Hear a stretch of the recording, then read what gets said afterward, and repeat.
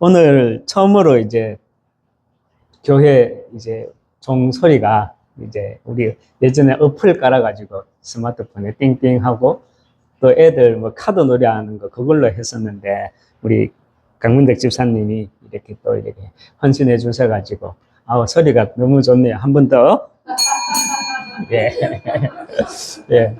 그리고 또 오늘 우리 박주성 권사님, 우리 친정 어머니 이렇게 친정집에 방문하셨다가 또 이렇게 오늘 같이 함께 예배로 받게 되었습니다. 우리 한영의 박수, 하나님께 감사의 박수 드리겠습니다. 예. 또 비가 많이 오니까 좀 서글플 뻔했는데 또 우리 어머니가 이렇게 함께 또 예배에 우리 인도받아 주시니까 또 이렇게 서글픈 게 없이 비소리가 아주 좋네요. 운치가 있습니다. 여러분, 세상 사람들은 그렇잖아요. 하나님을 알지 못하는 이 세상 사람들은 세상 앞에서 자기 이름을 이렇게 나타내기를 원하죠. 자기 이름을 남기고요. 또 세상 사람들은 또 후대 앞에 땅의 것을 이렇게 남기고 가는 결국은 100년 인생입니다. 그렇지만 저와 여러분, 우리 하나님의 사람은요, 이 하나님의 사람은 우리 이름을 나타내는 것이 아니죠. 내 이름을 남기는 것이 아니라 우리는 이 그리스도의 이름을 만 백성에 남기고요. 또 우리 후대 앞에는 하나님의 사람이라면 우리는 후대 앞에 땅의 것을 남기는 것이 아니라 그리스도의 제자, 영원 속의 제자라는 확실한 이 정체성을 우리 후대들에게 각인시키고 남기고 우리는 가는 이런 천국 배경을 우리는 가진 자입니다. 이렇게 세상 사람들과 하나님의 사람들은 이렇게 신분과 벌써 배경이 다르죠. 세상 사람들은 어쩔 수 없어요. 자기 이름을 남기려고 하고요. 그리고 후대 앞에 다른 거 남기려고 하는 게 아니죠. 땅의 것이 뭡니까? 쉽게 말하면 의식주죠. 그리고 하나님의 사람은 우리는 세상 앞에 내 이름을 남기는 게 아니라 세상 앞에 그리스도의 이름을 남기는 것이고요. 그리고 우리 후대들 앞에 너는 그리스도의 제자다. 그리고 너는 영원 속의 제자다라는 이런 정체성을 우리 후대들에게 남기고 가는 우리는 천국 배경을 가진 자들입니다. 정말 저와 여러분이 우리가 계속 말씀 흐름 속에서 붙잡고 있는 말씀이지만 생의 목적이 통하고 그리고 삶의 우선순위, 이 사람을 살리는 전도 선교, 우리가 정말 생의 목적이 통하고요. 삶의 우선순위가 정말 사람을 살리는 전도와 선교가 되기 위해서는 우리는 나를 찾아오신 그죠? 예수님을 다시 한번 우리는 깊이 묵상해 봐야 합니다. 날씨가 이렇게 비가 많이 오니까 묵상하기 너무 무서운 것 같네요. 그죠? 그래서 여러분, 오늘 우리가 본문 말씀을 읽었지만, 예수를 깊이 생각하라. 이게 무슨 말입니까? 예수를 깊이 생각하라. 우리 말씀, 히브리서 3장 1절 말씀. 제가 한번 읽겠습니다. 하나님의 부르심을 받은 거룩한 형제들아, 우리가 믿는 도리의 사도이시며 대제사장이신 예수를 깊이 생각하라 말씀을 합니다. 예수를 깊이 생각하라는 말은요, 깊이 생각하라는 말은 이렇게 기억하라는 말이 아니에요. 예수를 깊이 생각하라는 말은 기억하라는 말이 아니라 깨달아라는 말입니다. 깨달아라는 말. 제가 불신자로 있을 때, 이제 저희 가문을 보면, 우리 집은, 우리 친척들은, 왜 저렇지? 막 이런 생각이 들었거든요. 제 큰 집에 형 2명은 저게 밤 12시만 되면 이렇게 돌아가면서 형이 했다가, 그 다음 밑에 동생이 했다가 돌아가면서 화장실에 문을 잠그고, 또 저런 화장실 있잖아요. 문을 잠그고 신문지 가져와가지고 막 불을 지르는 게, 그냥 불을 지르는 것도 아니라 막 중얼중얼 거리면서. 그러면 큰어머니는 호야 문 좀 열어봐라, 종대야 문 좀 열어봐라, 종호야 문 좀 열어봐라 하고 막 그러던 형들이 이제 중고등학교 돼가지고는 이제 정신병원으로 들어갔거든요. 1980년대에 정신병원이라 그러면 지금과는 다르거든요. 그때 들어간 이후로 저는 그 형들을 지금까지 한 번도 못 봤어요. 지금 살아있는지도 모르겠어. 그리고 저기 18살에 어린 나이에 저희 작은 어머니가 시집을 오셨거든요. 저희 작은 어머니는 굉장히 미인이세요. 그런데 이제 그때 제가 초등학교 때 저희 작은 아버지, 작은 어머니 집에 이제 기사가 있었거든요. 옛날에 그거 기억나십니까? 봉고 선전하면 아이고 봉고 우리 사위 성공했네 하면서 막 봉고차 말, 그 봉고차 기사가 있었거든요. 근데 그 봉고차 기사와 이제 눈이 맞아가지고 그 우리 작은 어머니가 이제 시어머니, 그 남편, 아들, 딸 놔두고 도망을 가버린 거예요. 그런데 참 신기한 게 하나님이 제게 메시지를 주려고 그랬는지 지금도요. 제가 그때가 중학교 2학년 때였거든요. 추석 연휴 전날이었어요. 학교 수업을 마치고 추석 연휴 전날이면 학교를 오전 수업만 하잖아요. 그래서 33번 시내버스를 타고 집으로 가는데 그 총각 기사하고 우리 작은 어머니가 봉고차를 타고 서부 정류장에서 남대구 IC 방향으로 가는 것을 이렇게 저 버스가 이리 가고 봉고차가 이리 가고 하는 것을 정말 지금도 슬로 비디오로 제 머릿속에는 이렇게 기억이 돼 있거든요. 장면이 딱 필름으로 돼 있거든요. 당시 저희 작은 어머니는 이제 서문시장에서 한복집을 하셨거든요. 그래서 이제 항상 이제 부장한 얼굴에 한복을 입고 다녔거든요. 그날도 이렇게 한복을 입고, 기사 아저씨가 이제 운전을 하고, 총각 기사 아저씨, 잘생겼었어요.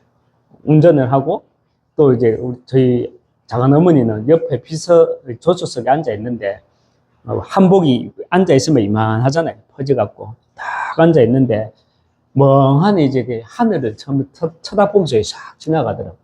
그 얼굴이 정말 행복해 보이지 않고, 얼굴에 많은 감정이 실려있는, 많은 것이 교차하는 그런 표정, 완전 이렇게 슬로 비디오로 버스에서 저는 손을 잡고 이래 있는데, 이렇게 싹 지나가더라고요. 결국 참 착했거든요. 착하고 젊고 예뻤던 저희 작은아버지하고 나이가 10살 이상 났으니까.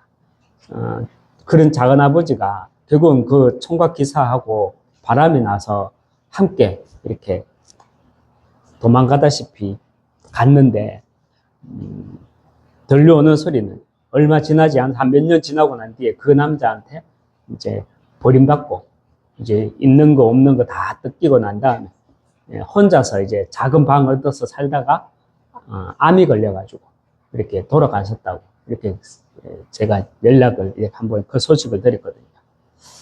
참 그 어머니의 또 작은 딸이 있어요. 딸 수영이라고 있는데 저하고 동갑인데 걔는 16살에 이제 엄마가 이제 그 총각 기사하고 바람나서 도망가고 난 뒤에 16살에 집을 나간 뒤에 이제 16살에 자기도 이제 집을 나갔어요. 가출을 했어요. 그리고는 아직까지 저는 걔 얼굴을 한 번도 못 봤어요. 예전에 이제 들려오는 소식으로는 원래 자기는 부모 없는 고아라고 이렇게 말을 하면서 18살에 이제 30대 남자하고 결혼을 했다 하더라고요. 그런데 남자애 둘을 낳고 얼마 지나지 않아서 이혼하고 칠곡에서 이제 칠곡 어딘가에서 이렇게 혼자 이렇게 두 자녀를 키우면서 살고 있다 하더라고요. 그리고 이제 그 작은 어머니 아들이 이제 지금은 이제 그 결혼했죠. 그런데 그 아들이 하나가 있는데 희귀병이 대한민국에서 몇 안 되는 희귀병. 그 희귀병이 뭐냐면은 어릴 때부터 눈이 시력이 점점 나빠지는데 지금은 이제 한 23, 4살 됐는데 완전 시력이 안 보여요.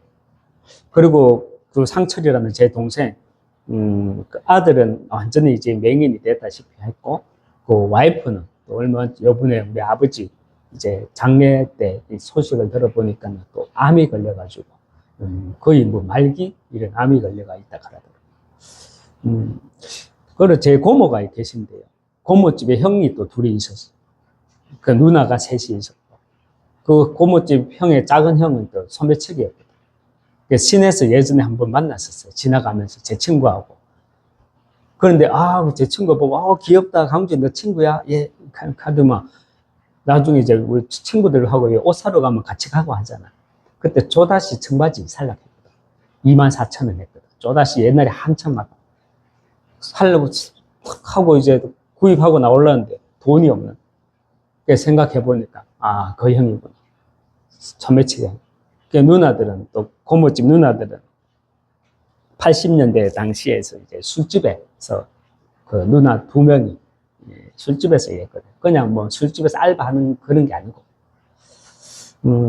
여러분 제 가문의 배경 이런 배경들이 세상적으로 보면은 쪽팔리잖아요. 창피하잖아요, 맞죠? 하지만 이 자리에서 제가 이런 이야기를 할 수 있는 것은요. 예수를 깊이 생각하니까 깨달아진 것이 있기 때문입니다. 여러분, 이런 저희 가문의 배경들이, 그죠? 이런 것들이, 내용은 조금씩 달라도, 이야기는 조금씩 다르지만, 이것이 온 인류의 영적 상태라는 겁니다. 여러분, 온 인류의 영적 상태가 무엇인지 아십니까? 이 세상의 모든 인류의 영적 상태. 우리가 말하잖아요. 저 사람 정신 상태 봐라. 이런 말 하잖아요. 우리는 영적인 존재이기 때문에 영적인 상태를 말하는 거예요. 이 땅에 있는 모든 온 인류의 영적 상태가 무엇인지 아십니까? 로마서 3장 23절입니다. 모든 사람이 죄를 범하였으며 모든 사람이 하나님을 떠났기 때문에 참된 하나님의 영광을 이루지 못하더니 참된 행복을 이루지 못하더니 하나님 떠난 결과 오게 되는 12가지 인생 문제. 이 12가지 인생 문제, 여기에 온 인류가 잡혀 있는 겁니다. 12가지 인생 문제가 뭡니까? 이거는 오후 예배 때 제가 구원의 길을 설명하면서 인도받으려고 합니다. 이 땅의 온 인류의 영적인 상태는 뭐냐? 로마서 3장 23절에 죄를 범하였음에 하나님의 영광을 이루지 못한 모든 인간이 하나님을 떠난 결과 12가지 인생 문제에 딱 잡혀 있는 겁니다. 여러분, 예수를 깊이 생각하니까요, 부끄러운 게 아니에요. 쪽팔리는 게 아니에요. 우리 집에도요, 저희 집에도 육천 가면 판사 있고 검사 형님 있어요. 그리고 우리 집 사람 사촌 오빠는요, 서울에서 꼭 목회도 해요. 그게 자랑 아니라. 그러니까 자랑한다고 말하는 게 아니에요. 제 가문의 영적인 배경을 가지고 예수를 깊이 생각하니까요, 온 인류의 영적인 상태가 보이더라고요.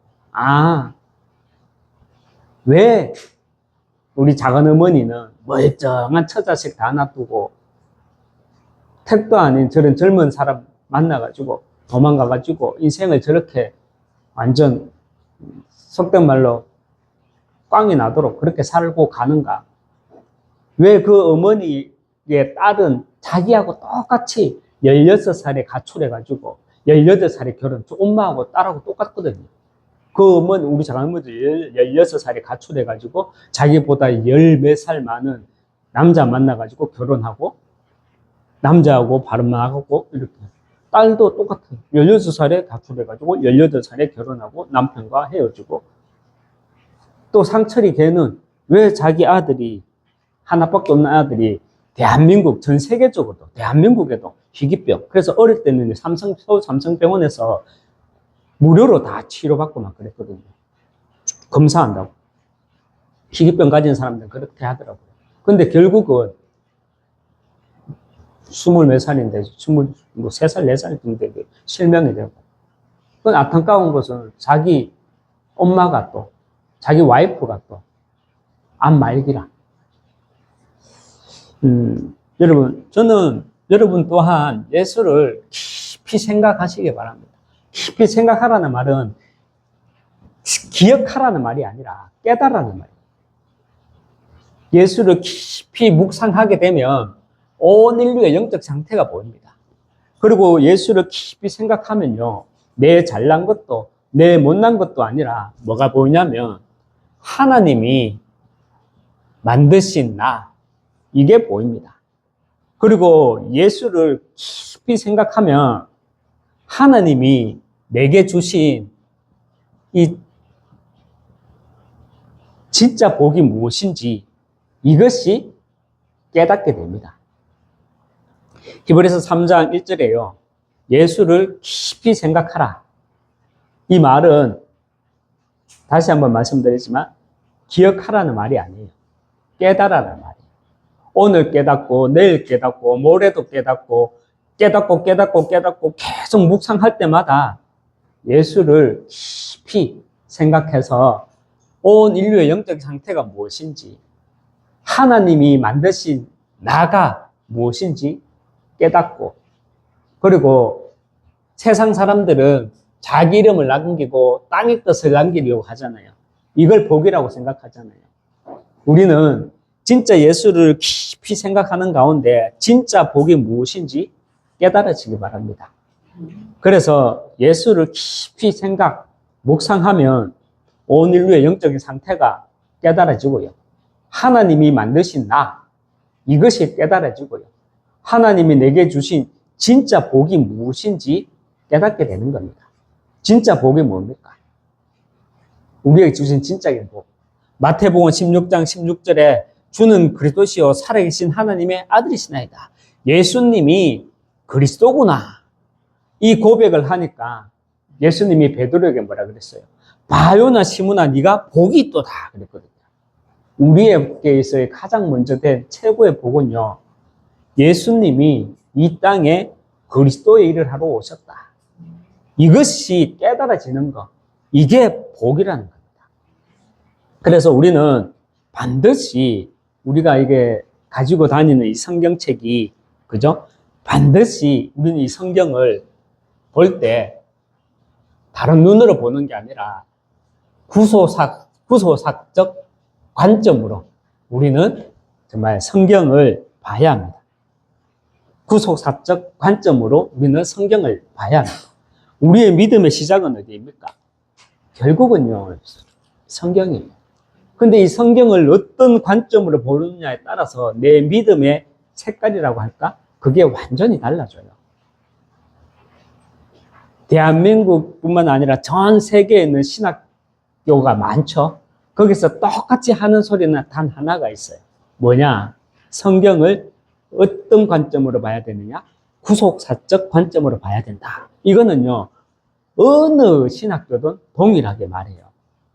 여러분, 우리가 성경을 구속사적으로 보지 않으면 목사도 성도도요, 딴짓을 하게 됩니다.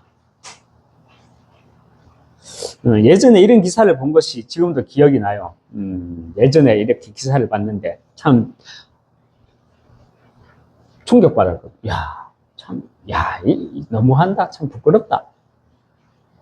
뭐였냐면, 저 서울의 강서구에 있었던 일이었는데, 그때 장애아를 두신 저 수십 명의 학부모들이 이제 장애아들, 우리 지금 말하면 사랑부 이런 애들이 있겠죠. 또 지체장애도 있겠고, 이런 강서 지역에 이제 장애 학교를 세우려고 하니까 그 지역 주민들이 막 반대를 하는 게요. 반대를 하는 명분이 뭐였는지 아십니까? 그곳에 우리 주민들을 위한 한방병원이 들어서야 되는데 장애 학교가 들어서면 안 된다. 근데 사실요, 그게 아니었거든요. 집값 떨어진다고. 우리 동네에 장애 학교가 들어서면 집값 떨어진다고. 그래서 한방병원, 이거는 핑계고 별명이고. 근데 여기서 진짜 부끄러운 게 뭐냐면, 장애아를 둔 부모님들과 함께 그 장애 시설을 그 지역에 세우려고 했던 목사님이 이렇게 반대하는 그 주민들의 집을 일일이 방문을 했대요. 좀 허락해 달라고. 여기서 놀라운 일이 뭐였냐면, 그 방문한 집 절반 이상의 집에 장식장에 뭐가 있었는 줄 알아요? 임직회가 있었던 거예요. 띠를 띠고 막 걸기 대회를 한 그 과반수의 이상이 교인들이었던 거예요. 어느 교회 누구 장로, 어느 교회 누구 권사. 그러면서 임직표에 뭐라고 적혀 있습니까? 보통 밑에 수고하고 무거운 짐진 자들아 다 내게로 오라. 내가 너희를 쉬게 하리라. 우리가 성경을요, 구속사적 관점에서 정확하게 보지 못하면, 우리가 예수를 깊이 생각하지 못하면 이렇게 임직은 받고 내 장식장에 임직표는 걸어놨지만 우리는 우리의 생의 목적, 삶의 우선순위에서 벗어나 딴짓을 한다는 겁니다. 여러분, 구속사적 관점 텐데, 구속이 무슨 말입니까? 우리 지금 윤석열 전 대통령 이제 감방에 이제 교도소에 구속되어 있잖아요. 가두는 겁니까? 아니면 뭐 딱 붙잡고 있는 겁니까? 그건 세상에서 하는 말이고요. 구속이라면 가두는 거. 이건 세상에서 하는 말이고, 성경에서 구속이라는 말은요, 우리가 사투리로 말하면 물어주다.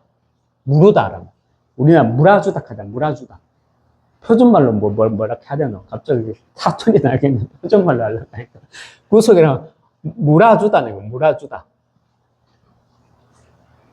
사도행전 2장 36절 말씀에 보면, 우리 같이 한번 읽겠습니다. 그런즉 이스라엘 온 집은 확실히 알지니 너희가 십자가에 못 박은 이 예수를 하나님이 주와 그리스도가 되게 하셨느니라. 아멘.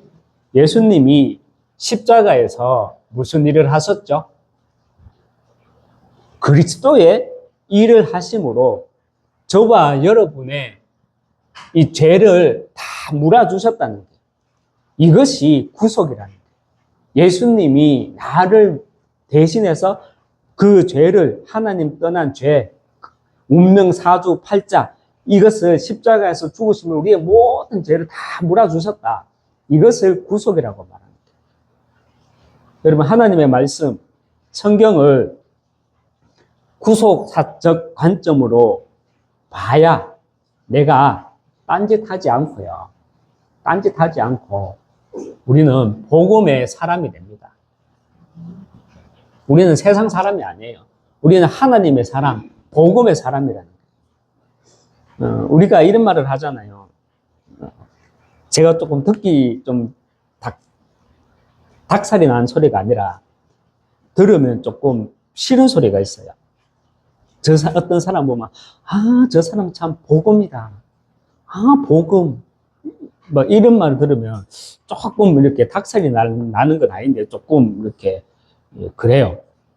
왜 그러냐면 옛날에 들었던 이 생각이 나가지고 그때 렘넌트 대회였나 선교 대회였나 우리 한학교에 45인승 버스를 이제 대학생 우리 렘넌트들이 거의 다 꽉 채워서 어디 가는데 그 중에 대학생 여자애 우리 렘넌트 한 명이 물을 엎질른 거예요, 의자에.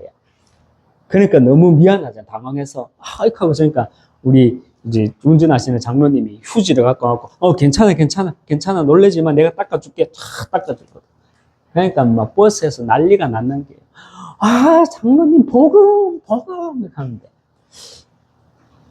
근데 물론 그렇게 말은 할 수 있죠. 근데 그 당시에 제가 그 말을 들으면서 제가 탁 그 현장 분위기가 어땠냐면 아니 얘들은 복음과 매너를 정말 구분하고 있을까? 난데없이 그런 생각이 들더라고요. 왜 그런 분위기 있잖아요. 말에도 뉘앙스가 있고 행동에도 뭔가 이미지가 있잖아요. 복음과 매너는 분명히 다르거든요. 구분해야 합니다. 이런 생각이 또 들었어요. 만약에 그 버스에 전도 대상자, 불신자가 있었다면 이 사람은 복음에 대한 첫 인상이 어떨까? 매너인데요, 매너. 정말 복음을 알면요, 우리는 사람을 살리게 됩니다. 하지만 복음을 모르면 우리는 내게 유익이 안 되면 사람을 밀치게도 되고 사람을 소리 없이 쪼여 죽이기도 하게 되죠. 여러분, 신앙생활을 하면서 정말 복음으로 사람을 우리는 정복하고 다스려야 합니다. 우리는 내가 정말 복음의 사람이라면 매너도 인격도 분명히 필요합니다. 그렇지만 내가 정말 복음의 사람이라면 우리는 그 사람을, 그 현장을 정복하고 다스려야 합니다. 정복하고 다스려야 된다는 말이 뭔지 아십니까? 세상에서 말하면 정복하고 다스리라는 말이 뭡니까? 내 밑에 두는 거잖아요. 밟는 거예요. 정복 말 그대로. 근데 성경에서 정복하고 다스리라는 말은요, 그게 아니에요. 한자 성경에, 중국어 성경, 한자 성경에 보면 또 칠정자에 한자 성경에 한자로 풀이하면 정복이라는 말을, 그죠? 칠정자에 회복할 복, 돌아올 복을 말합니다. 말씀을 선포해서 원래 인간으로 돌아오게 하는 것. 이게 정복이에요. 다스리라는 말은요, 내 밑에 두라는 말이 아니라, 그죠? 회복하라는 말이에요. 개혁, 회복, 다스림. 이게 다 같은 말이에요. 우리가 정말 복음의 사람이라면 정확한 그리스도로 그 복음의 말씀을 선포해가지고 정복하고 다스려 나가야 합니다. 내가 복음의 사람이, 정말 내가 먼저 복음의 사람이 맞다면 저와 여러분은요, 살리는 사람이 되고, 그리고 특별히 내가 살리는 사람이 되고 싶다면 내가 먼저 이 복음의 사람이 되어야 됩니다. 매너 좋은 사람도 맞지만 제가 드리고 싶은 말은 복음의 사람이 돼야 됩니다. 복음의 사람이 되면 매너는 되어지게 돼 있어요. 그런데 정말 내가 복음의 사람, 그 본질을 놓쳐버리고, 그죠? 매너 따지고, 뭐 따지고, 복음 이래 버리면 우리도 내 유익에 따라서 집에는 임직회 갖다 놨으면서 세상 앞에서는 딴짓하게 된답니다. 딴짓하게 된다. 내가 복음의 사람이 되기 위해서는요, 다시 말씀드리지만 이게 간단한 말 같지만 굉장히 중요한 말이에요. 내게 뭐가 각인 뿌리 체질되어지느냐, 성경을 구속사적 관점으로 봐야지 우리는 온 인류의 영적인 상태가 보입니다. 하나님이 만드신 나, 이것이 깨달아지고요, 복이 뭔지 깨달아지게 되는 겁니다. 여러분, 의사가 환자를 사랑하는 방법이 있고요, 교사가 학생을 사랑하는 방법이 있습니다. 의사가 환자를 사랑하는 방법, 뼈나눠 주는 게 그게 환자를 사랑하는 방법입니까? 아니에요. 의사가 환자를 사랑하는 방법은요, 퇴근해서 공부해야 돼요. 질병에 대한 연구도 하고, 퇴근하면 술 처먹고 이렇게 되는 게 아니고, 그거는 환자를 사랑하지 않는 사람이에요. 의사가 그 환자를 사랑한다는 건요, 술 먹고 술 냄새 나면서 그 다음 날에는 아우 환자 보고 막 쓰다듬고, 이게 환자를 사랑하는 게 아니고, 그죠? 질병에 대한 연구를 하고 처방을 해주는 겁니다. 그리고 교사가 학생을 살아가는 방법 또한 먼저는 자신도 공부하는 겁니다. 학생들한테만 공부하라 하지 말고 자신도 공부하고 연구하는 게 교사가 학생을 살아가는 방법입니다. 저와 여러분이 정말 복음의 사람이라면, 복음의 사람이 맞다면 영혼 사랑하는 가운데 저와 여러분이 사람을 살리는 방법은요, 내가 먼저 그리스도 안에서 정말 복음으로 익어가는 겁니다. 복음으로 익어가는 겁니다. 그리고 복음으로, 이 말이 정확한 말은 아닌데, 내가 숙성되어지는 겁니다. 숙성되어지는 겁니다. 저는 80, 90 대신 어르신들 앞에서도 저는 인생 이야기 할 수 있거든요. 아니, 나이가 이제 50 조금 넘어가지고, 무엇은 자기가 인생을 얼마나 살아봤다고 8, 90 되는 사람한테 인생 이야기를 한다 하는. 저는 할 수 있거든요. 복음으로 익어가고, 복음으로 숙성되어지면요, 우리 인간의 참된 인생이 무엇인지 말할 수 있습니다. 이런 관점에서 우리가 이제 복음으로 익어가고 복음으로 숙성되어야 우리는 사람을 살리고 세상을 살린다는 이런 관점에서 저는 개인적으로 성경에 나오는 이 복음의 사람들 중에 정말 재조명해야 되지 않냐라고 하는 인물이 솔로몬 왕입니다. 제가 성경을 좀 잘못 보는 건지 깊이가 없는 건지 좀 아이러니한 게 있어요. 왜 한국 교회는 이렇게 솔로몬 왕을 이렇게 치세웠다? 주일 교회 하면 빠지지 않는 인물 가운데 또 한 사람이 있죠? 솔로몬 왕이잖아요. 저는 솔로몬 왕을 어떻게 보냐면 복음으로 익어가지 못한 사람으로 보고, 처음에는 매너도 좋고 믿음도 좋고 얼굴도 잘생겼고 명예도 있고 다 모든 걸 갖추었지만 시간이 지나고 세월이 지나면서 오히려 복음으로 익어가지 못한 사람으로 저는 솔로몬 왕을 보거든요. 시장은 얼마나 주장했습니까? 자기 백성들이 생각하는 마음으로 하나님께 지혜를 구할 만큼 얼마나 순수하고 깨끗했습니까? 그런데 솔로몬 왕의 그 신앙의 전체를 한 문장으로 표현하면 저는 이렇게 표현하고 있습니다. 솔로몬은요, 대상이 수단화되었어요. 복음이 익어가지 못하고 복음이 숙성되지 못하니까 대상이 수단화되었다는 거예요. 우리 신앙도 그렇지 않습니까? 대상이 수단화되는, 하나님을 이용해문, 복음을 이용해문. 대상이 수단화되었다는 말이 뭡니까? 하나님을 내가 우상으로 섬긴다는 거예요. 왕의 자리에 오른 처음에는요, 잘 인도받았죠. 그런데 처음과는 달리 대상이 수단이 되니까 하나님이 주신 그 지혜마저도요, 수단이 되어버리고, 그 초심을 잃은 솔로몬은요, 어떻게 변질되어 나갔습니까?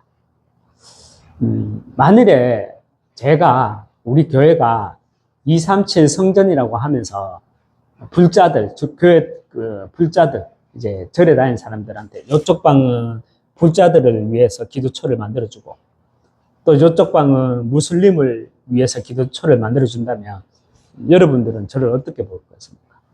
여러분들은 어떻게 할 것입니까?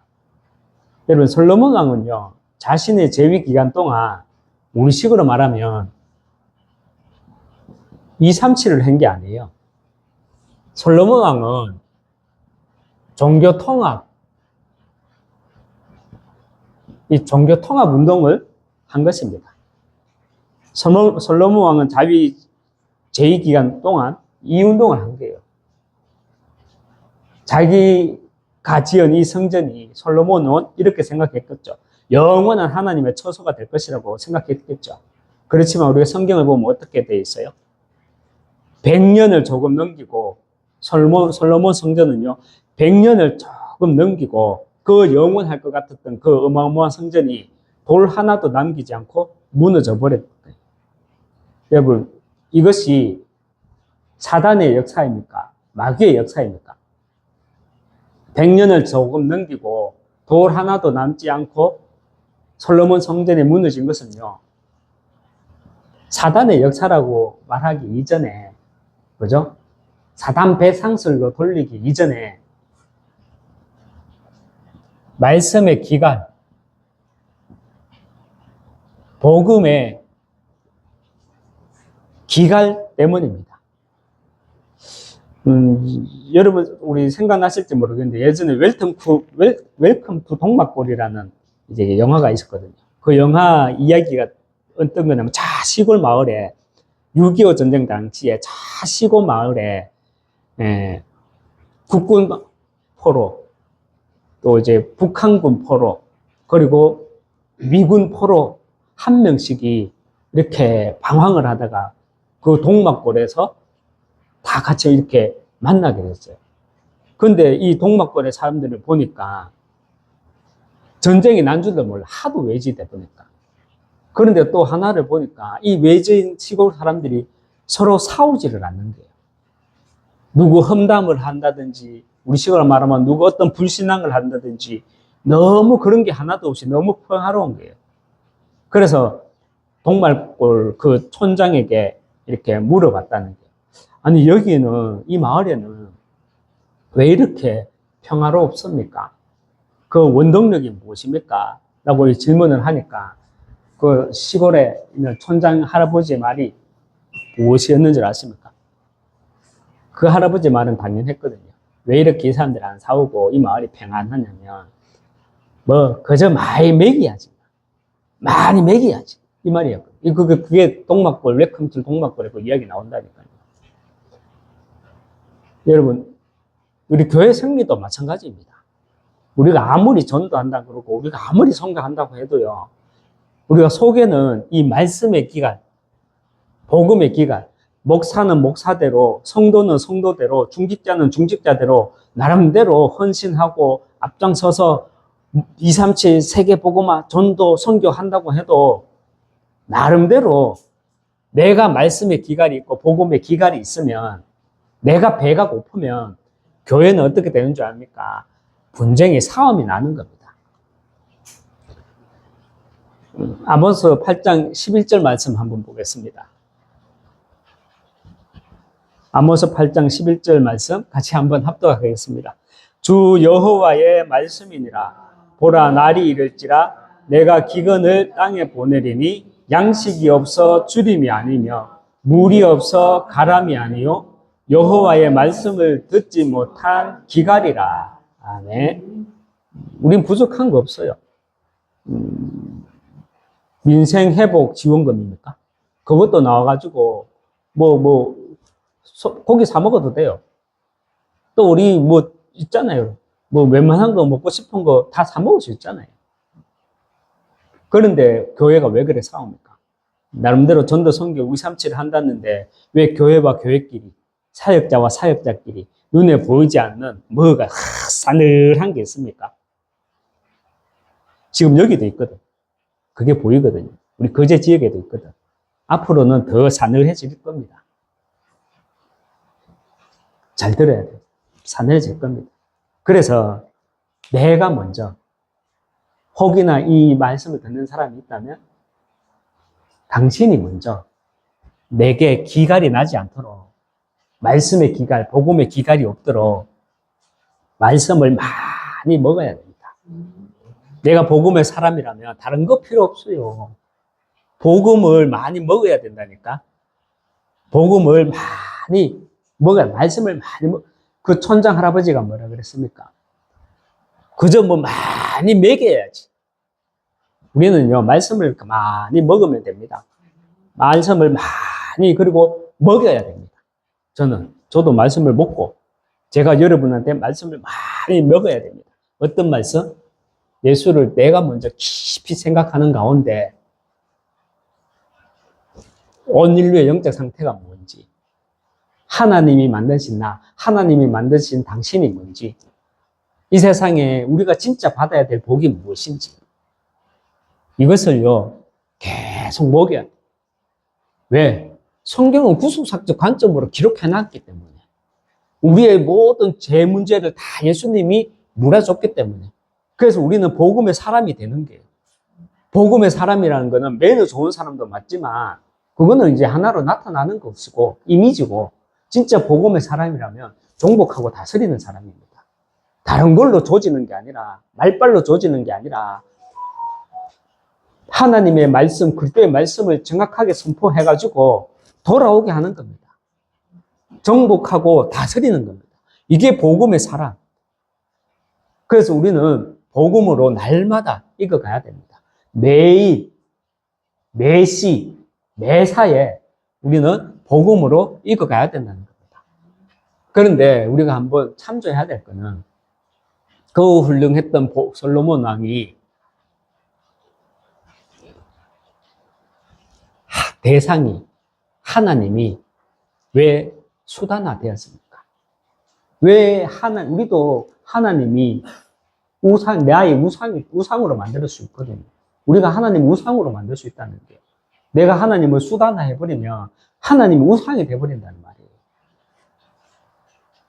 왜 그렇게 됩니까? 복음으로 익어가고 숙성되지 못하면 우리가 그렇잖아요. 여기 여자분들은 못해. 그래. 우리 강민덕 집사님도 조심하셔야 돼요. 우리 정복이도 조심해야 돼요. 저도 남자니까 조심해야 돼요. 남자가 나이 들수록 인생이 안 익어지면 애가 된다 하잖아, 남자는. 그래서 여자는 혼자 늙어도 혼자 살아도 남자는 늙으면 혼자 못 산다 하는. 그게 틀린 말은 아닌 것 같아. 특별히 우리 남자들은 또 그런 성향이 있는 것 같아. 그런데 우리는 남자고 여자고 복음으로 하나님의 사람들은요, 복음의 사람들은 계속 익어가야 됩니다. 매일, 매시, 매사로 계속 익어가야 됩니다. 그래서 말씀의 기갈, 복음의 기갈이 있으면 결국은 싸움질이 나는 겁니다. 그래서 저와 여러분은 복음으로 말씀을 많이 먹고 또 먹이는 사람 되시기 주님의 이름으로 축원합니다. 말씀을 맺겠습니다.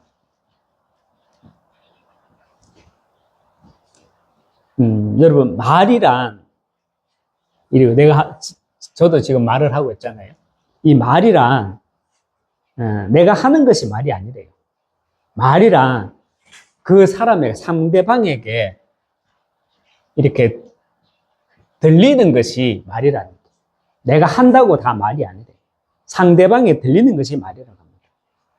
그래서 현장에서 내 입술의 말이 들리기 위해 먼저 저와 여러분은요, 예수를 정말 깊이 기억하라는 말이 아니라 깨달아라는 말이라 그랬죠. 예수를 깊이 생각하시기 바랍니다. 저와 여러분의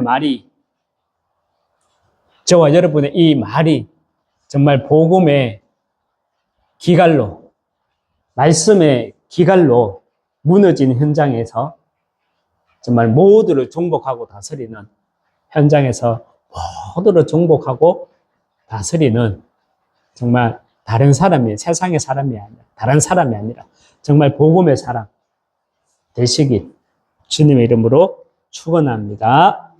한번 기도하겠습니다. 하나님 아버지, 정말 우리가 생애의 목적이 통하고 삶의 우선순위가 영혼을 살리는 정말 복음의 사람이 되기 위해 먼저 우리는 나를 찾아오신 예수를 입은 한 주간 다시 한번 깊이 생각하고 묵상할 수 있도록 인도해 주시기 바랍니다. 정말 하나님 아버지, 정말 이 온 인류의 영적 상태가 예수를 깊이 생각함으로 깨달아지고 하나님이 만드신 이것이 예수를 다시 한번 깊이 생각함으로 깨달아지고 하나님이 주신 진짜 복이 무엇인지 다시 한번 깊이 생각하는 가운데 깨달아짐으로 정말 복음이 기갈된 이 현장 속에 사람을 살리는 복음의 사람으로 잘 인도받아 나갈 수 있도록 이번 한 주간도 축복해 주시고 인도해 나가 주시옵소서. 예수 그리스도 이름으로 기도합니다. 아멘.